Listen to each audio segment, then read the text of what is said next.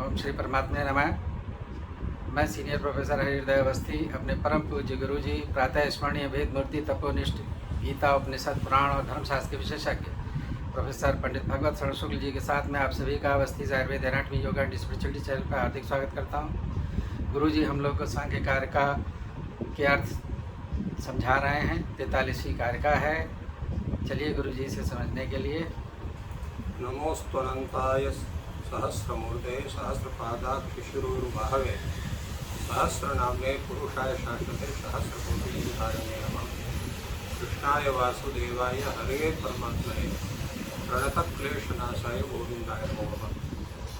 इस चैनल से संबद्ध सभी विद्वानगण, सभी जिज्ञासु छात्रवृंद, सहृदय सज्जनवृंद एवं इस चैनल के संस्थापक तथा प्रबंधक आचार्य हरिहृदय अवस्थी जी, आप सभी का सांख्य शास्त्र के इस विचार परंपरा में स्वागत है। कल की चर्चा में इस पर विचार हुआ था कि पुरुषार्थ के लिए उत्पन्न एक जो सूक्ष्म शरीर है, यह धर्म अधर्म इत्यादि के निमित्त और उसके कार्य स्थूल शरीर से संबद्ध होता है। तो ये निमित्त नैमित्तिक प्रसंगेन के द्वारा यह जो कथन है, तो ये निमित्त कौन है, नैमित्तिक कौन है, इस पर विचार करने के लिए इस कारिका का अवतरण हो रहा है। सांसिद्धिकाश्च भावाः प्राकृतिका वैकृताश्च धर्माद्याः दृष्टाः करणाश्रयिणः कार्याश्रयिणश्च कललाद्याः। अर्थात जो सांसिद्धिक भाव है वो प्राकृतिक है और धर्मादि जो भाव है वो वैकृत है। तो करणाश्रयी जो है वो दृष्ट है, उपाय है, और कार्याश्रयी जो है वो कललाती है, जो जिससे शरीर का स्वरूप उत्पन्न होता है। तो ये जो एक सामान्य रूप से कथन हुआ, इसका मुख्य भाव क्या है, तो इस पर विचार करते हुए आचार्य वाचस्पति मिश्र कहते हैं कि जो वैकृता नैमित्तिका बताया गया है कि वैकृताश्च धर्माद्याः, तो वैकृताश्च धर्माद्याः का तात्पर्य है कि वैकृत का मतलब होता है नैमित्तिक।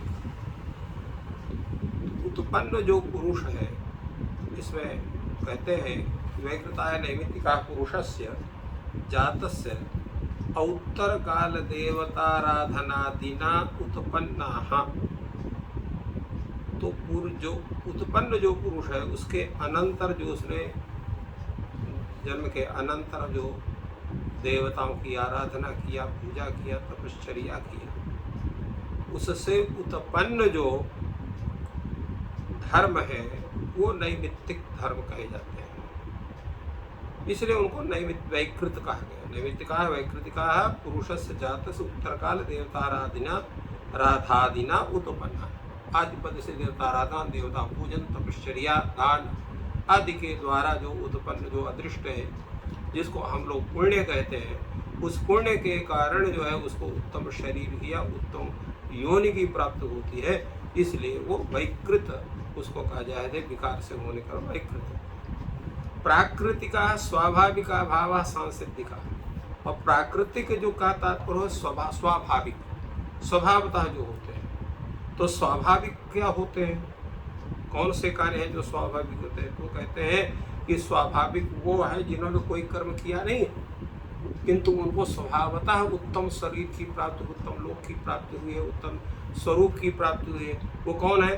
कह सर्गादौ आदि विद्वान अत्र भवान कपिलः महामुनि धर्म ज्ञान वैराग्यैश्वर्य संपन्न प्रादुर्बभूव इति स्मृति। क्योंकि सृष्टि के आदि में जो उत्पन्न हो रहा है, ऐसे भगवान कपिल है। अत्र भगवान कपिलः महामुनि, वो जो है धर्म ज्ञान वैराग्य ऐश्वर्य इत्यादि दैवी संपत्ति को लेकर के उत्पन्न हुए हैं, किंतु उसके पूर्व में उनका कोई जन्म हुआ नहीं था जिसमें उन्होंने अच्छे कर्म किए हो जिसके कारण उनको ये कपिल जैसा महामुनि का स्वरूप प्राप्त हुआ हो, तो ये प्राकृतिक स्वरूप में ही इनको प्राप्त हुआ, इसलिए प्राकृतिक स्वाभाविक ये सांसिद्धिक भाव है। और जो वैकृत भाव होते हैं वो असांसिद्धिक होते हैं।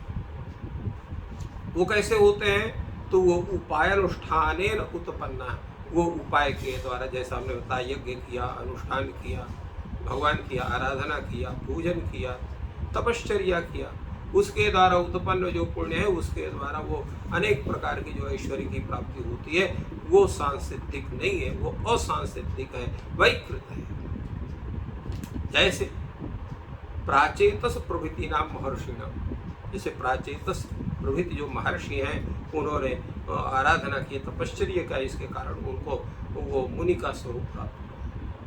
एवं अधर्म ज्ञान वैराग्यान ऐश्वर्याण्यपि, इसी प्रकार जो है अधर्म है, अज्ञान है, अवैराग्य है, अनैश्वर्य है, ये भी जो है लोगों को प्राप्त होते हैं किसके द्वारा? अधर्म मतलब पाप कर्म के द्वारा। तो एते कुतः दृष्टा, तो ये कहाँ देखे गए हैं? इस पर विचार करते हुए भगवान जो है आचार्य ईश्वर कृष्ण कहते हैं करणाश्रय, ये कर्ण के आश्रय, कर्ण से के आश्रय है। कर्ण का मतलब क्या होता है? उसके आश्रय होने का तात्पर्य क्या है? तो कर्णम बुद्धि तत्व, कर्ण है बुद्धि तत्व, और उस बुद्धि तत्व के द्वारा जो उत्पन्न होते हैं उसका आश्रय करके जो प्राप्त होते हैं वो कर्णाश्रय। इसकी व्याख्या बहुत बड़ी है और आचार्यों ने बहुत विषय इसमें विचार किया है, किंतु अधिक उसका स्वरूप जो है हो जाएगा। तो उस पर इन्होंने आचार्यों ने कहा कि वैकृत को लेकर के, वैकृत जो भाव है वो हम जैसे जीवों के लिए, क्योंकि त्रिविध भावना के परिग्रह से जो है वो हम लोग खाली उन स्वरूपों को प्राप्त करते हैं। कभी हमारी जो है मनुष्य योनि में, जैसे सांप्रतम मनुष्य योनि में, कभी अच्छे कर्म करने से देव योनि की प्राप्ति हो सकती है, यक्ष योनि की प्राप्ति हो सकती है, गंधर्व योनि की प्राप्ति हो सकती है, देव योनि की प्राप्ति हो सकती है। गलत काम करने से पशु योनि में जा सकते हैं, सरीसृप योनि में जा सकते हैं, पक्षी योनियों में जा सकते हैं, अनेक पक्षी हैं उनकी योनि, कीट पतंग योनि में जा सकते हैं।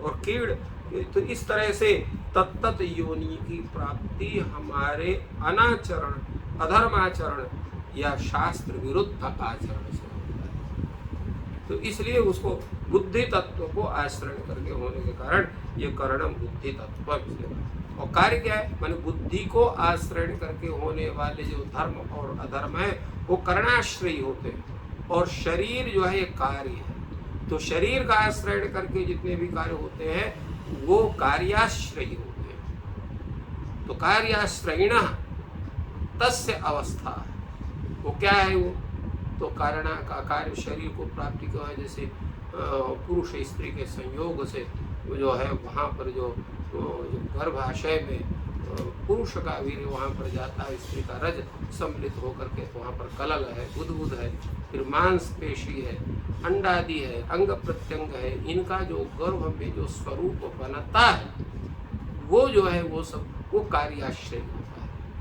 और उससे फिर वो निर्गत होता है गर्भ से, गर्भ में गर्भ की अवस्था के जो जितने स्वरूप को प्राप्त करने के बाद वो गर्भ से फिर बाहर आता है, और बाहर होकर के उसकी बाल अवस्था, शिशु अवस्था होती है, फिर बाल अवस्था होती है, फिर कुमार अवस्था होती है, फिर यौवन अवस्था होती है, यौवन के बाद फिर उसका वार्धक्य, अति वार्धक्य।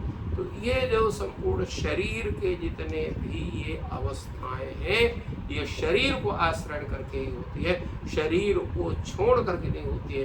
किंतु धर्माधर्मादि इत्यादि जितने हैं, ज्ञान है, वैराग्य है और जो है ऐश्वर्य है, ये बुद्धि को आश्रय होने के करणाश्रय। इस तरह से इनका सबका विवेचन बड़े ही सुंदर ढंग से आचार्य वाचस्पति मिश्र ने इस कारिका के अंतर्गत किया और बतलाया ये निमित्त और नैमित्तिक का स्वरूप क्या है। गुरुजी ने इस 43वीं कारिका का बहुत सरल शब्दों में अर्थ समझाया। आज का दिन शुभ हो, ईश्वर आपकी सहायता करें। धन्यवाद।